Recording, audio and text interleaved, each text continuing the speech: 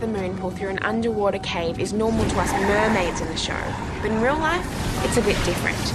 It's quite hard to move when you're stuck in layers of scales and silicone, so we have some help launching into the water. See? It's not all high-tech.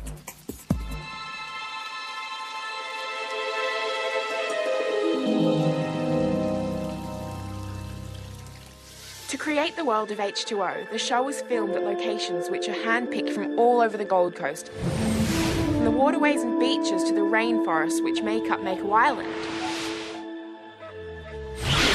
Now on H2O, we're lucky enough to shoot at heaps of amazing locations. However, these locations do come with some dangers. As you might see over here, we have a generator truck which has fallen off a crossing and is now in the stream. We've got trucks stuck on the other side, and I think they're bringing in a crane to get this out. We don't magically find locations with our sets already on them. We build them from scratch. Okay, so here we are on location at Will's boat shed. Oh, really, it's my boat shed. But anyway, I know it looks like a very real and very cool boat shed. Sometimes looks can be deceiving. Come with me, I'll show you what I mean. Come on. Okay, so I think you can probably see for yourself what I mean. That's because all this is just a facade. It's a set, specifically designed and built just for the show. It's pretty cool, huh? Will's boat shed before and after. It looks pretty convincing from the outside, doesn't it? Well, the interiors of our sets are also not as they seem. Okay, so here we are on the inside of my boat shed. Now you're probably thinking, where are we? I mean, what's really out there? Well, come with me, I'll show you.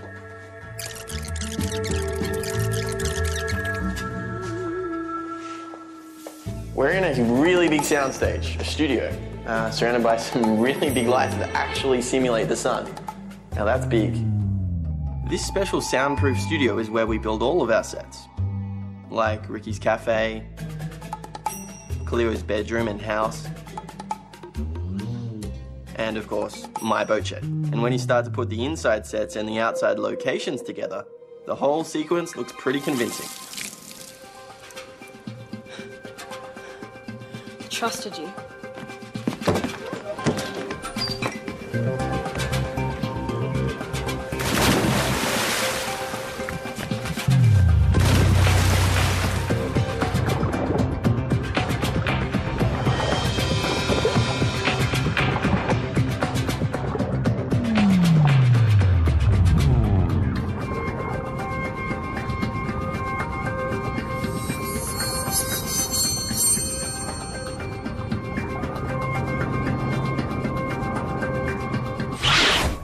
It takes 7 months to film each series of H2O, and while we're filming, we live away from home on location at the Gold Coast. We have to work some pretty long hours to get the job done. Hi, I'm just on the way to work right now. We start work pretty early, sometimes as early as like 5 o'clock in the morning, so we have to get ourselves up at like 4:15. And as soon as we get to work, we go straight into wardrobe. We get changed to our character costumes, and then we have our makeup done, and then we go and have breakfast, and then we go on a set. And that's the morning. We think our costume designer has the best job because she gets to pick out all of the clothes we wear on the show. Of course, it's not as easy as going on a shopping spree. Ricky's, Bella's and Cleo's wardrobe are all designed to suit each character's unique personality. In the series, Cleo also gets to wear a cool pirate costume for her dolphin show. The costume designer sketches and creates it by hand and fits it on me before it's ready to be used on screen.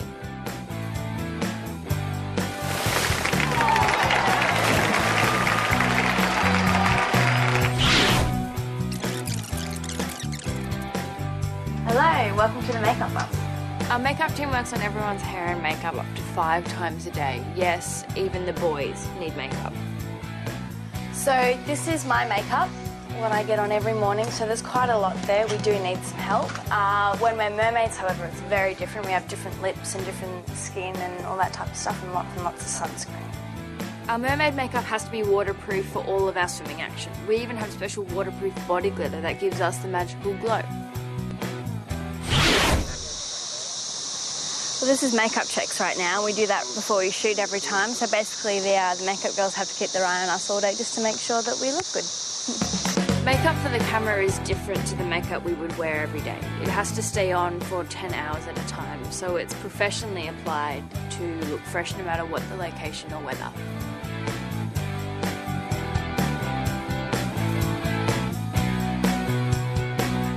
But there are some characters in H2O Series 3 that don't need makeup.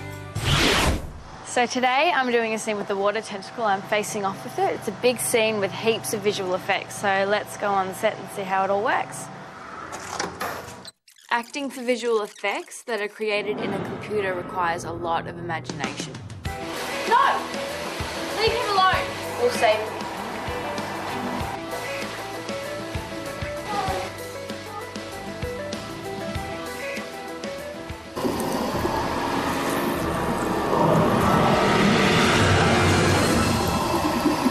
What do you want from us?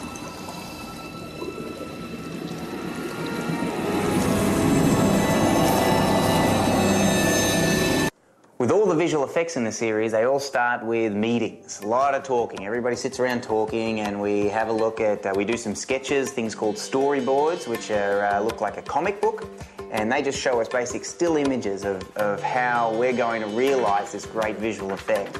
It helps the actors because they know sort of what they're going to be looking at as well.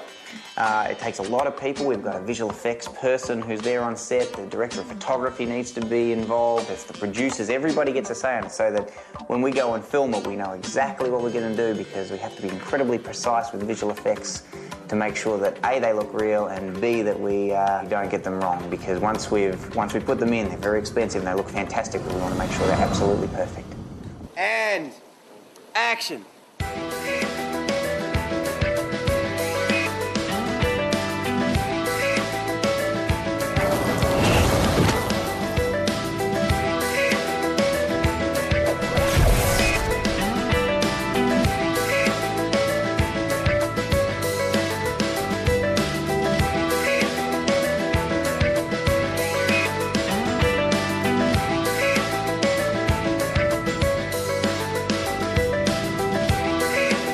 Okay, so that's a look at visual effects and editing. Let's go have a look at another interesting area, which is stunts. Diving into water, houseboats blowing up, motocross, bike jumping, H2O Series 3 is packed with action. Hey guys, so they got me attached to this jerk harness. I'm doing my own stunt. This is where I get attacked by the water tentacle. Don't know what's going to happen, but hopefully it's all good.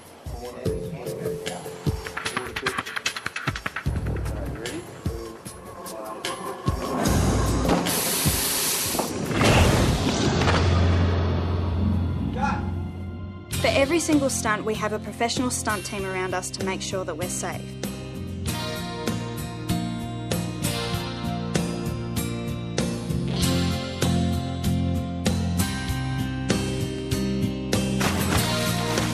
And when we dive into canals or into open water, we even have divers with special devices to shield us from sharks. The thing I love most about working on H2O is I get to do all my own stunts. We're out here today on the motocross track and we're doing lots of stuff on bikes, me and Jamie here. And we're going around corners, we're doing really... We're not actually on the bikes, we're not doing the stunts ourselves. We've got doubles doing that. Yeah, but we're on the back of a motocross sort of Jeep thing. And yeah, but you were saying that you're doing your own stunts, you're not doing simulated travel. It's sort of doing your own stunts. I don't think you've ever done a stunt. You've never done your own stunts. I've done heaps of stunts, like mate. What? Series 2, plenty of stunts. Jet well, ski. I did one in Series 1, I was sunk in a boat. Well, you got to ask yourself. Like... Sinking in a boat. Okay, so we've both done stunts. We've both done stunts. That's how it goes, yeah. There you go. Losers.